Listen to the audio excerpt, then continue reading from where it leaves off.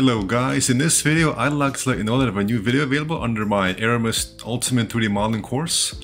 The course has over 72 hours of content now, so definitely a lot to keep you busy and to bring newcomers up to speed with all the good programs such as Max, ZBrush, Blender, and Plasticity.